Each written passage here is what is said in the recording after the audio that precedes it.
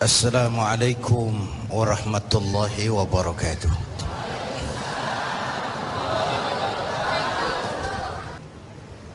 Pemimpin kita, baginda Nabi besar Muhammad sallallahu alaihi wasallam, adalah tokoh yang paling sukses dalam melaksanakan amar ma'ruf nahi munkar.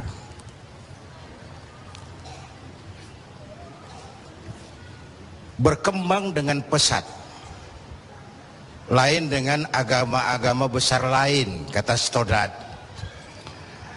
Agama Buddha punya raja Asoka, agama Persia punya raja Cyrus, bukan Cyrus Sinaga, Cyrus. Agama Kristen punya raja Konstantin. Mereka ini raja-raja besar dan berkuasa yang menunjang agama yang dianutnya dengan segala daya dan dana, dengan segala kekuatan dan kekuasaan. Lain dengan baginda Nabi. Beliau bukan raja, tidak anak penguasa, tidak pula orang kaya. Tapi amar ma'ruf yang dilaksanakannya berhasil menembus dinding Jazirah Arabia, mewarnai hampir 2/3 belahan bumi. Nah, saya mau ambil porsi apa landasan beliau dalam melaksanakan amar ma'ruf dan nahi munkar sebelum ke arah yang tadi sudah ditanyakan Saudara Agung. Pertama, landasannya adalah siddiq. Apa? Jujur. Sebab bagaimana orang mau amar ma'ruf nahi munkar kalau dia nggak punya kejujuran? Nabi kita itu lidahnya adalah hatinya, ucapannya adalah perbuatannya, perintahnya dia berwibawa, ajakannya diikuti karena beliau pelaksana pertamanya. Keteladanan. Kalau kita gimana mau berhasil amar ma'ruf? Cuma teriak, saudara-saudara sedekah, sedekah. Yang teriak buntut gasiran, mbahnya pelit. Jujur. Kata orang tua Melayu gini, wahai saudara, adik dan kakak, peganglah jujur, jangan durhaka. Jauhi bohong, haramkan dusta, supaya hidup tidak ternista. Asik kan? Asik kan? Jauhi bohong, haramkan dusta, supaya hidup tidak ternista. Orang bisnis, modal paling penting adalah kepercayaan. Coba saudara punya kapital miliaran, kalau nggak dipercaya orang, ada nggak yang mau ngasih proyek? Ada nggak? Ada nggak? Nyaut. Modal utama dalam bisnis kepercayaan. Modal utama dalam memimpin kepercayaan. Modal utama dalam seluruh gerak hidup kita kepercayaan. Kalau hidup udah dipercaya, Bu, biar duit banyak juga enak rasanya. Bener. Kalau sudah dipercaya, walaupun duit banyak enak rasanya.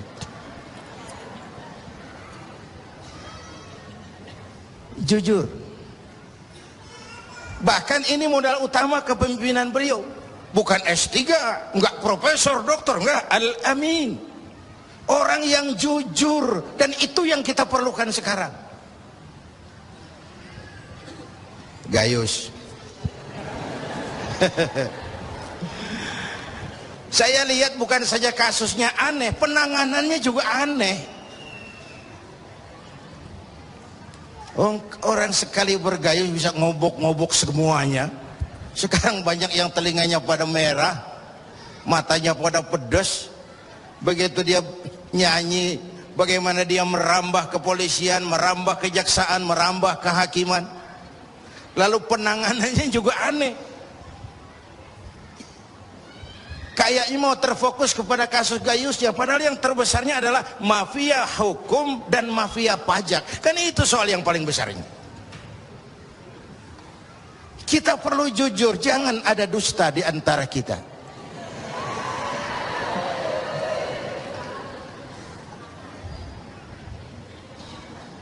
Apa tanda si bintang timur cahayanya terang sampai ke fajar?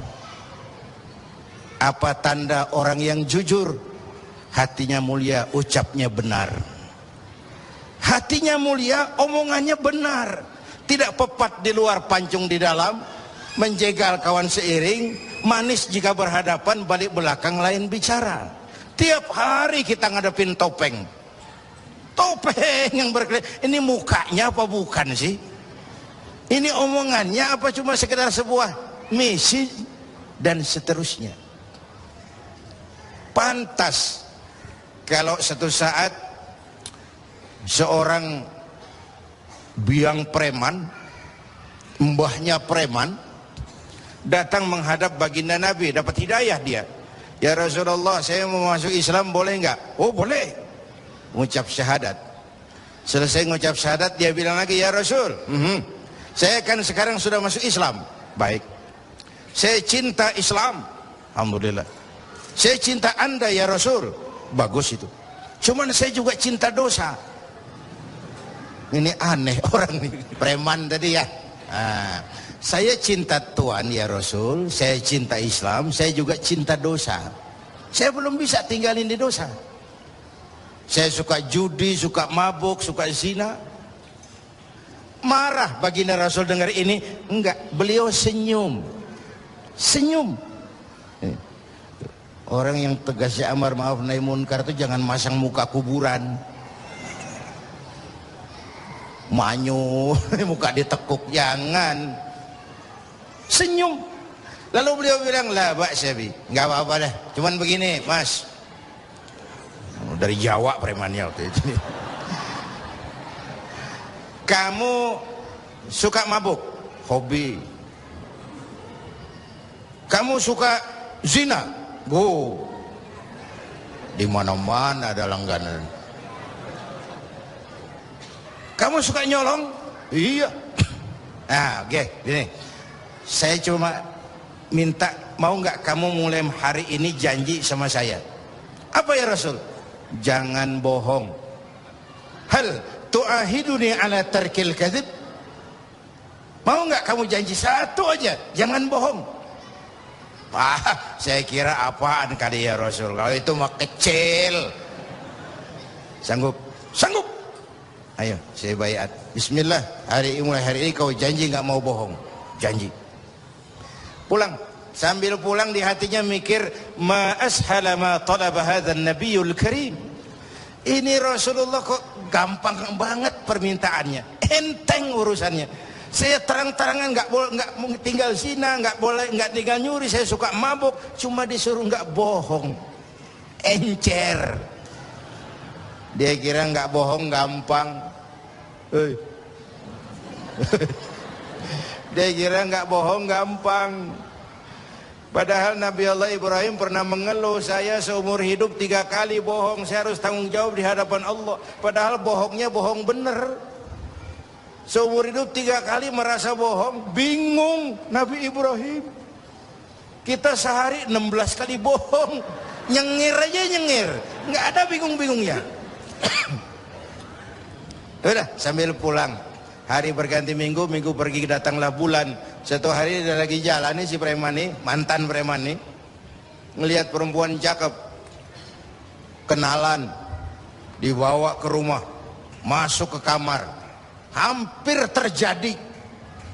Mau zina lagi, hampir terjadi. Dia tegangan tinggi, hampir nyaris.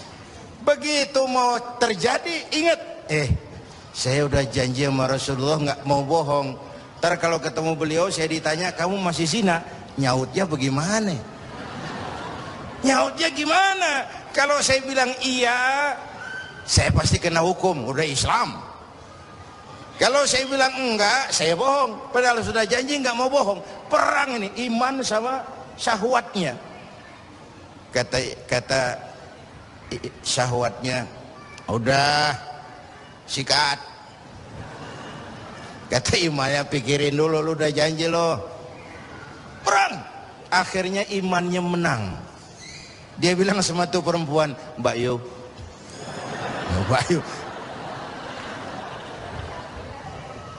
Nun sewu Mbak Yu, ndak jadi. Loh, ndak jadi piye to Mas? Ya wis pokoknya ndak jadi. Selamat dari zina. Lain hari mau mencuri, sudah madda yadahu, tangannya udah dijulurin. Ingat lagi ntar kalau ketemu Nabi ditanya, lo masih nyolong nggak? Gimana nyautnya? Tiap kali mau berbuat jahat, tiap ingat janjinya. Tiap ingat janjinya terhindar dari perbuatan jahat. Paling akhir dia datang menghadap Nabi, ya Rasul, apa? Shadaqta ya Rasul, Anda benar ya Rasul. Kenapa? Yang Anda minta atuk, kedengarannya enteng, cuman pongkolnya. Saya nggak bekutik ya Rasul. Lihat pengaruh jujur dalam hidup. Kiai, mohon maaf kalau saya potong jawaban jujur Kiai ini. Nah, bagaimana dengan sifat dari hakim-hakim kita dalam memutuskan ini, Kiai? Ya, kita berharap mudah-mudahan mereka jujur. Perkara apa ini harapan hampa itu soal nanti dah.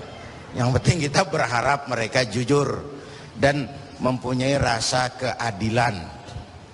Bapak Ibu hadirin yang saya hormati, ini satu dasar amar ma'ruf tuh, jujur. Yang kedua, tabligh, menyampaikan ini pun nggak gampang. Satu saat beliau lagi dakwah di kalangan elit, datang orang buta nyebarin agama, nanyain agama, agak masam, muka beliau agak berpaling. Turun ayat abasa wa tawalla an ja'ahul a'ma. Ya. Ayat yang saya sampaikan tadi, Allah mengkritik kepada baginda Nabi. Mengapa kau agak masam ketika datang orang buta minta diajarkan agama? Ayat ini disampaikan juga oleh Nabi kepada para sahabat. Ini loh, ayat ini barusan turun mengkritisi saya.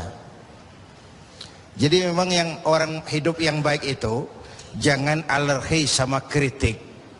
Tapi yang ngeritik pun jangan asal ngomong. Ya. Orang jangan alergi sama yang namanya kritik, karena kritik itu yang sering membuat kita berpikir. Dikritik yang membuat kita dewasa. Dikritik yang membuat kita jadi bijaksana. Pujian sering jadi racun. Walaupun sementara kita senang. Ibu cantik loh Bu. Wah, mekar hidungnya. Tapi itu sering jadi racun. Kritik yang membuat kita berpikir, kritik yang membuat kita dewasa, kritik yang membuat kita jadi bijak. Tapi yang ngeritik pun jangan asal ngejeblos.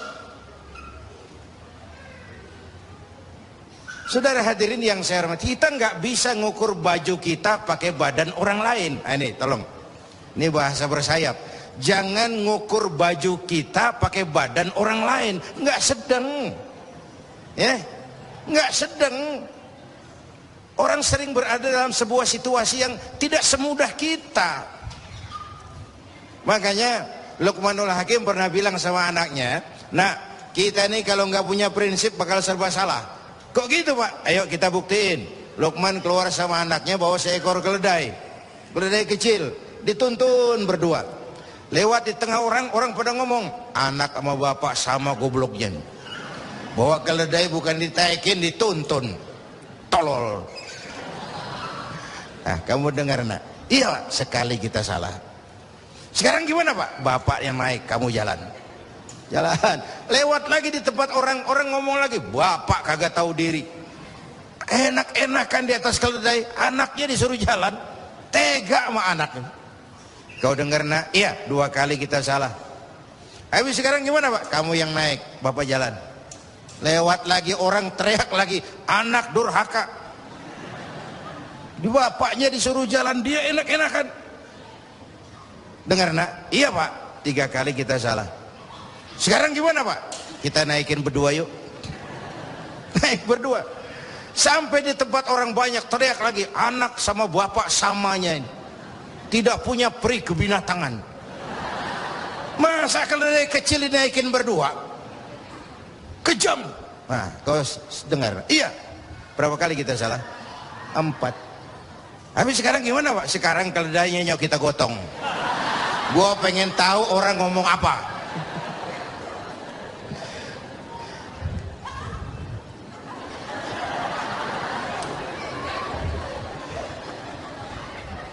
itulah Bapak Ibu hadirin, tanpa sebuah prinsip kita sering terombang-ambing. Makanya kita rakyat ini kudu punya filter. Rakyat harus jadi rakyat yang cerdas. Emas pasti kuning. Ya, apa semua yang kuning pasti emas? Rakyat harus cerdas. Ini nyengir tapi mikir nih, ya. Bapak Ibu hadirin yang saya hormati, karena itu kembali kepada sifat menyampaikan, apalagi yang menyangkut hak orang banyak. Orang-orang tua Melayu bilang begini, mengapa orang menembak ungka? Karena merengguh buah embacang. Kenapa orang banyak celaka? Karena serakah dengan hak orang. Anak udang dimakan itik. Itik berenang di air timpas. Hak orang jangan diusik. Kalau diusik badan terhempas, hancur. Karena yang menyangkut hakul adami, hak-hak manusiawi itu harus dipenuhi. Tabligh menyampaikan. Ini kan kadang-kadang dari atasnya bagus, di tengah jalan banyak tukang sunat. Turun ke tingkat menengah, ini jalur birokrasi, sunatin. Turun lagi ke bawahnya, sunatin. Turun ke gubernur, sunatin. Turun ke wali kota, sunatin. Turun ke camat, sunatin. Sampai ke rakyat, ujungnya doang dikit bener. Kebanyakan tukang sunat di negeri kita ini. Belum lagi kerja mubazir. Itu ada pepatah orang Melayu bilang begini, wahai kawan, banyaklah zikir, mengingat Allah, janganlah mungkir. Wahai kawan, banyak berzikir, mengingat Allah, janganlah mungkir. Hindarkan semua kerja mubazir supaya hidup tidak terisolir. Kerja mubazir itu kayak apa? Kayaknya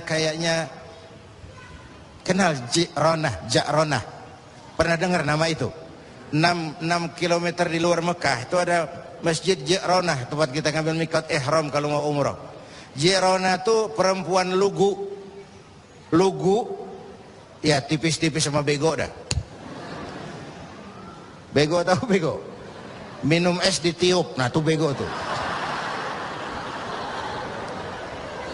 Dia kira ngebul panas. Ini Ja'ronah kalau malam nenun kain,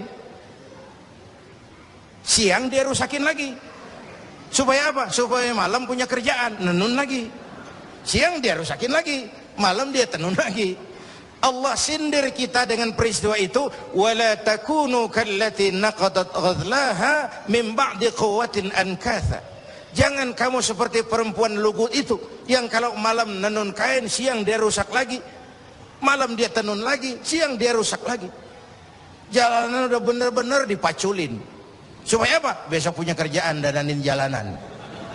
Berapa banyak proyek Ja'ronah di Indonesia ini? Tahsilul hasil, mengerjakan yang udah beres. Kan kerja mubazir itu. Bapak Ibu hadirin yang saya hormati, ini soal tabligh. Yang ketiga sidik amanat, yang kedua amanat ya. Yang ketiga tabligh. Amanat itu menyampaikan, bisa menjaga kepercayaan orang, itu penting. Itu amanah namanya. Menjaga amanah itu tugas yang mulia. Sama saja kalau tadi Habib sudah menjelaskan, amar ma'ruf itu hakikatnya nahi munkar. Nahi munkar itu ya amar ma'ruf, cuma beda orientasinya. Tapi dalam pelaksanaannya amar ma'ruf agak lebih tidak beresiko ketimbang nahi munkar. Kalau kita amar ma'ruf, paling-paling orang nggak mau gitu aja. Orang kalau diajak sholat nggak ada yang marah insya Allah, tapi nggak mau ya gitu aja. Tapi kalau dicegah judi, dicegah zina, dicegah judi, oh bandarnya kuat-kuat sekarang ini. Bandarnya kuat-kuat. Jangankan kelas kita, hukum aja bisa dijual beliin, perkara bisa dijual beliin. Saya tempo hari saya bilang, rakyat kecil kalau mau laporan kehilangan ayam itu kudu jual kambing. Harga laporannya mahal. Nanti berperkara kepengen menang mesti jual sapi. Cuma mau ngurus ayam hilang, kambing hilang, sapi lengit. Itu kadang-kadang ya kita nggak bisa, karena selalu ada permainan dan itu proses. Salah siapa? Ayo kita perbaiki sama-sama. Ini negara-negara kita. Kemerdekaan ditebus dengan keringat, air mata, darah dan nyawa orang-orang tua kita. Membangun negara ini kita biayai dengan uang kita rame-rame. Kita yang bayar pajak listrik, pajak mobil, PBB, uangnya dikumpulin bangun negeri ini. Saya ikut bayar pajak. Karena saya tidak rela kalau uang pajak itu digunakan cuma untuk studi banding atas nama jalan-jalan. Ya. Lalu dibikin slogan besar-besar, orang bijak bayar pajak, orang pajak ngemplang pajak. Ini bagaimana kayak itu? Kalau yang ma'ruf berjalan, tapi yang munkar juga berjalan, artinya kita hanya beramar ma'ruf tapi tidak bernahi munkar. Syauqi bilang dalam sebaik syairnya, famata yablughul bina'u yawman kamaluhu idza anta tabni wal akharu yahdimu. Kapan bangunan mau selesai kalau kamu bangun orang lain ngancurin? Orang Betawi bilang itu namanya kayak nimba kagak dibendung. Bagaimana airnya mau kering kalau nimba nggak dibendung? Kenapa? Yang ma'ruf jalan, yang munkar juga jalan. Maka amar ma'ruf nahi munkar harus ditegakkan secara bersama. Satu. Yang kedua, saya sepakat dengan guru kita Habib Munzir bahwa amar ma'ruf nahi munkar sesuai dengan bidang dan keahlian kita masing-masing. Jangan memaksakan sesuatu untuk hal yang memang bukan dunia kita. Saya dulu pernah mimpin partai politik. Dulu zaman jahiliyah. Belakangan saya menyadari politik memang bukan dunia saya. Walaupun partai politik perlu, tapi biarlah orang yang dunianya di situ saja yang mengurus politik. Saya lebih baik sama-sama Habib Munzir lah ngurus umat dan dakwah ini. Jangan memaksakan sesuatu yang memang bukan dunia kita di situ. Kalau kiai disuruh bangun jembatan, apa camat mau ngurusin tahlil? Itu yang kedua. Yang ketiga terakhir, semuanya harus berangkat dari husnuzon, baik sangka.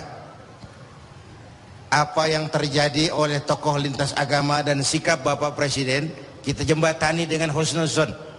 Kita percaya pemerintah pasti punya niat baik untuk mensejahterakan rakyat. Kita juga percaya tokoh lintas agama punya tanggung jawab moral. Mereka memberikan teguran bukan karena benci pemerintah, tapi ingin melihat negara ini berjalan dengan baik. Saya ingatkan waktu PSSI lawan Oman, itu ada penonton yang namanya Ardi turun ke lapangan, tendang bola ke gawang, untung nggak gol. Waktu ditanya, saya bukan benci sama PSSI, saya bukan mau ngacauin pertandingan, saya cuma greget kenapa sih nggak gol-gol PSSI ini, penalti aja meleset, capek saya greget. Karena itu saya percaya para tokoh lintas agama punya niat yang baik, ingin melihat negara ini berjalan dengan transparan.